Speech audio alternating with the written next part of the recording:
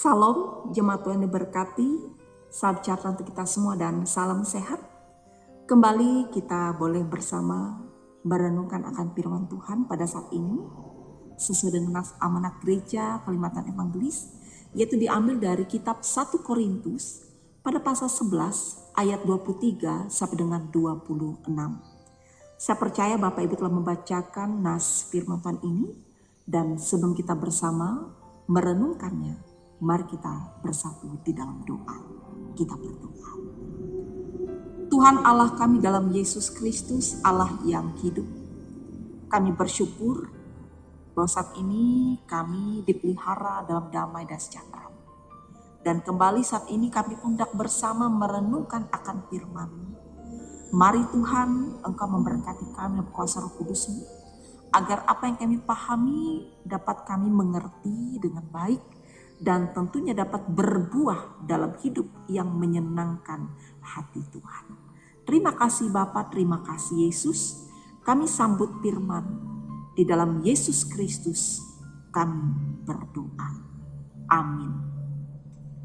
Jemaat yang diberkati, dari kitab 1 Korintus pada pasal 11 ayat 23 sampai dengan 26 ini, saya memberikan tema atau judul yaitu makna perjamuan kudus. Jemaat Tuhan yang diberkati, sebagai orang percaya tentu kita semua yang telah percaya pada Tuhan dan menerima Yesus Kristus sebagai juru selamat pribadi kita, pasti telah mengerti tentang perjamuan kudus. Rasul Paulus dalam suratnya yang pertama kepada jemaat di Korintus, ia menyatakan bahwa perjamuan kudus itu dilatar belakangi tentang peristiwa penyerahan Yesus, penderitaan Yesus, dan kematian Yesus serta kebangkitan Yesus. Itu jelas tertera di ayatnya yang ke-23.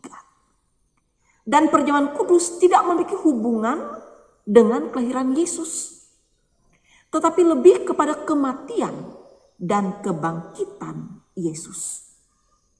Karenanya sebagai umat percaya, seharusnya kita melakukan perjamuan kudus sebagai peringatan akan Tuhan Yesus yang telah menderita, yang telah mati dan bangkit, serta naik ke surga bagi kita. Jemaat Tuhan yang diberkati, roti dan anggur yang kita terima pada saat perjamuan kudus itu melambangkan tubuh dan darah Kristus.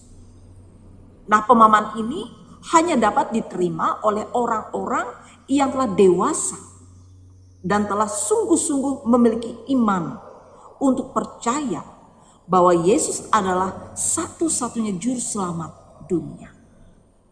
Dan ketika Yesus mengatakan kepada orang banyak yang mengikutinya bahwa ia adalah roti hidup yang turun dari sorga, dan Yesus menyampaikan prinsip tentang perjamuan kudus, itu terdapat dalam Yohanes 6 ayat 51 sampai dengan 55. Di sini Alkitab mengatakan bahwa banyak orang, bahkan di antara para murid-murid Yesus, yang mengundurkan diri ketika mereka mendengarkan penjelasan dari Yesus tersebut.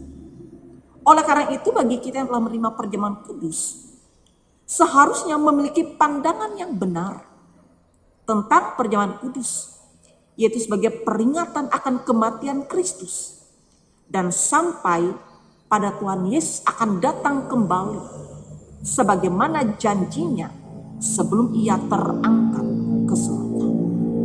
Jemaat Tuhan yang diberkati, sangat disayangkan bila ketika menerima perjamuan kudus, kita hanya berpikir bahwa setiap kita melakukan perjamuan kudus sehingga kita semakin diberkati oleh Tuhan. Atau perjamuan kudus yang kita lakukan atau kita terima itu akan melindungi kita dari segala sakit, penyakit.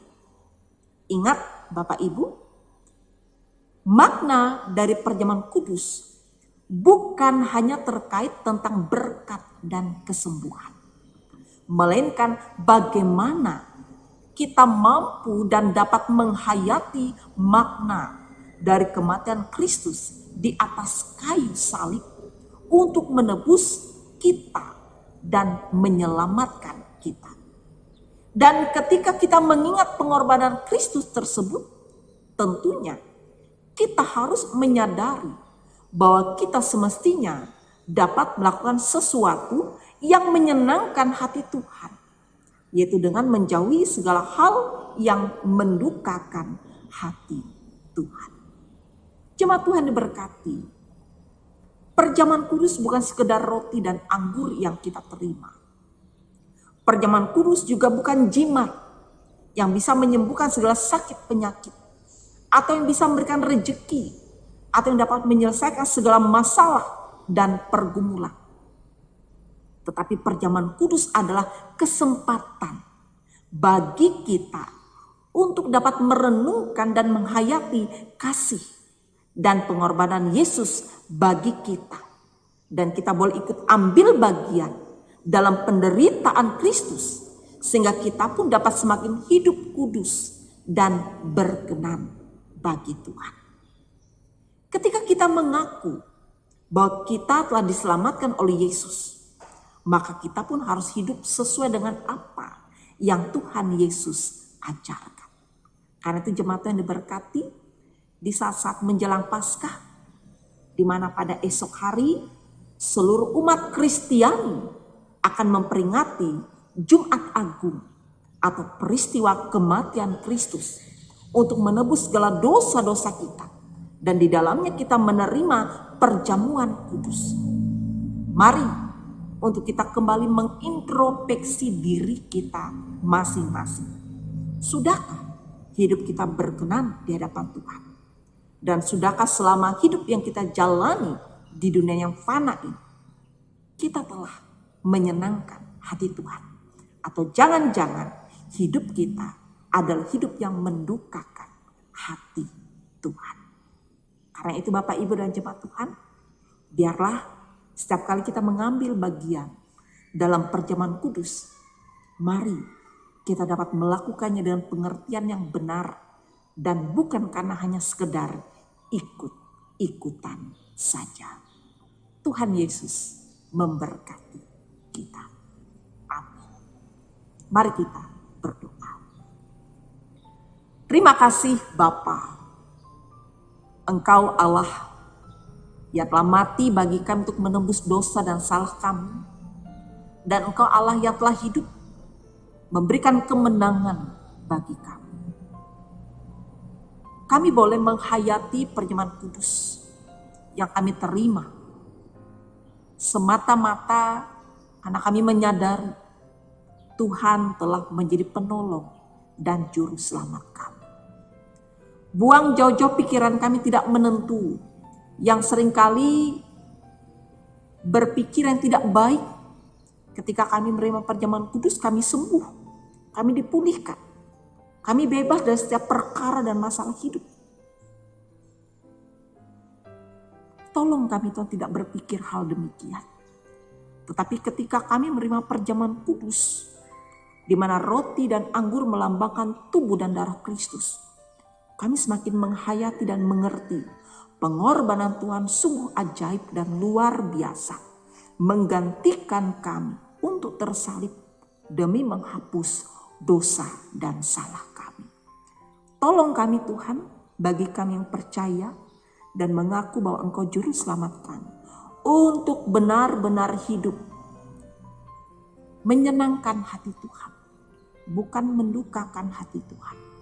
Dan kami boleh menghayati bahwa Tuhan sang pemilik kehidupan kami, menjadi juru selamat kami, hingga kami boleh hidup benar di hadapan Tuhan.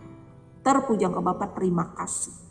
Kepadamu kami berseru dan mengucap syukur. Amin.